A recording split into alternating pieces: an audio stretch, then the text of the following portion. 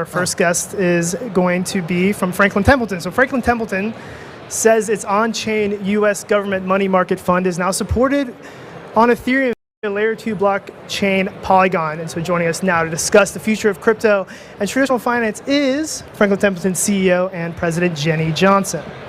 So Jenny, welcome to the show.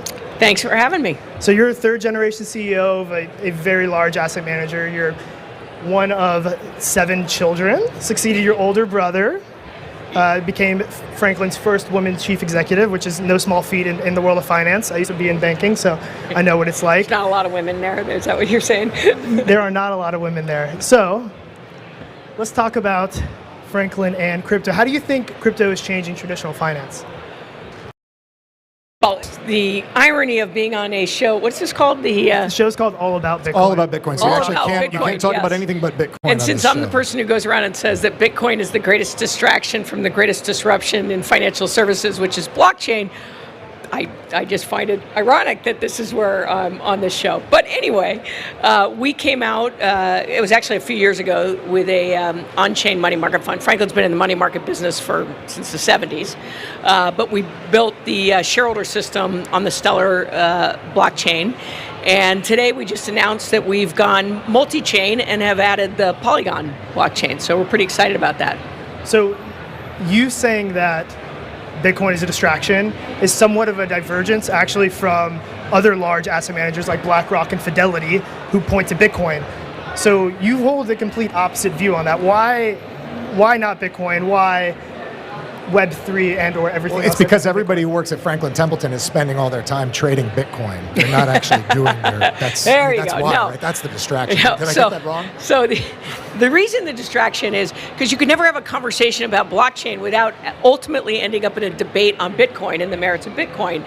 And that becomes distracting from all of the amazing things that are happening on blockchain. New businesses, in my world, new investment opportunities, uncorrelated assets that you can now access that you never had the ability to invest in before. So I think that's what's really exciting about the world of blockchain. And I do think there's some value to Bitcoin. I don't think that any government will cede their currency. If Bitcoin ever became so big that it threatened the dollar, you would see, just like it's happened in a couple of countries, you would see government regulation prohibit the use of it. Governments like to control their currency. So that's the reason I say it's a distraction, because you look around this room, it's amazing all these companies that have been built. And I don't know what percentage of them have something to do with Bitcoin, but I bet it's a definite minority. Right. But so when we think about an investor constructing a portfolio, you want to have a lot of diversification of risk, right? You want to have risk on assets. You want to have risk-off assets. You want to have something that might be your moonshot, something that might, 100x. We have that now with crypto.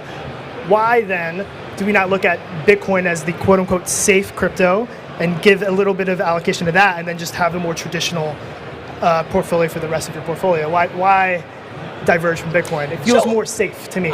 So listen, I think that it's not unreasonable for somebody to say, I'm going to allocate a piece of my portfolio to Bitcoin. It's just a challenge because Bitcoin is an investment in risk on, risk off today.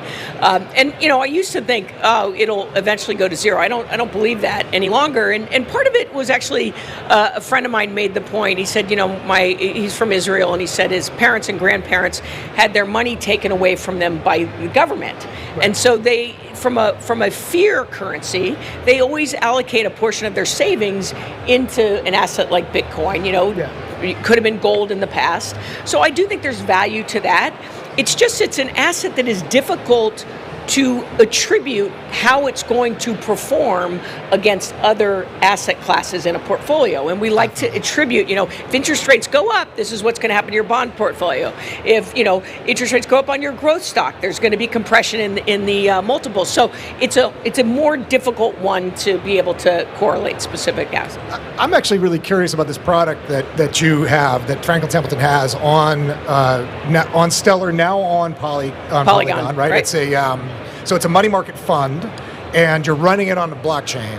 What does that mean, and why are you doing that? So the traditional investment portion of it is still in the traditional kind of rails, right? We invest in U.S. Treasuries, and so they exist there. The shareholder records and the shareholder transactions are on the public Stellar chain. Yes. And now those on Polygon, and so obviously layer 2 of Ethereum can now also participate. So if they want to park cash, this is how a lot of people will think about using a money market fund. Right. If they're going to park cash, this is a great way for them to do it, and it's truly generating yield. I mean, our money market fund, I'm not sure exactly the yield, but it's about 4.5% right now. That's pretty good these days. And by the way, it'll be there as long as the U.S. government's there, right? It's not like some of the other coins that were out there where you didn't have the true collateral behind it.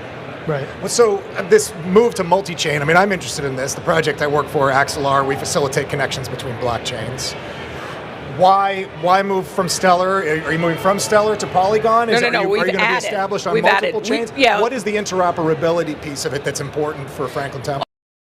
If you think about, imagine if you were trying to build an investment portfolio and you could only invest on the New York Stock Exchange and you didn't have access to NASDAQ or you didn't have access to the London Stock Exchange, right? You'd be limited in your investment opportunities. You could borrow against your Apple stock, but you had to get a separate loan to borrow against your, whatever, Berkshire Hathaway I like to think stock. about investing and not going on the margin side, but okay. Well, but so this is lending, just, it's a respectable profession. Fair enough.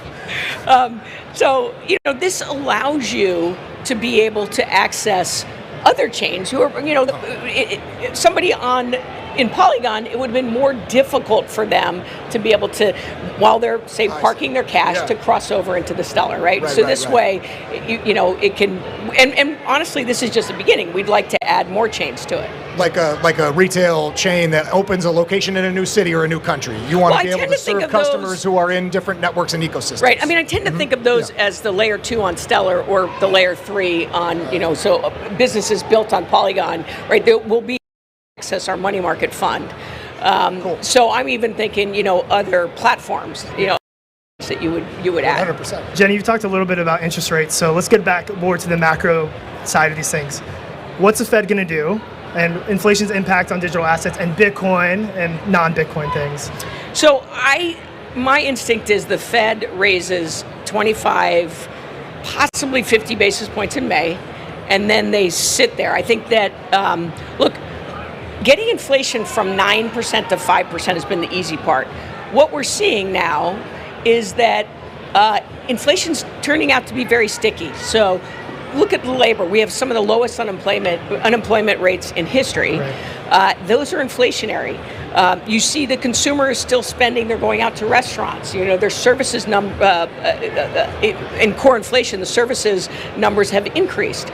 So it's going to be difficult for the Fed to get control. So I think the Fed is very data driven. They're saying we're not going to lower rates by the end of the year. The market's fighting the Fed. The market thinks rates are going to drop 50 basis points by the end of 2023. Right. I do not think that's the case.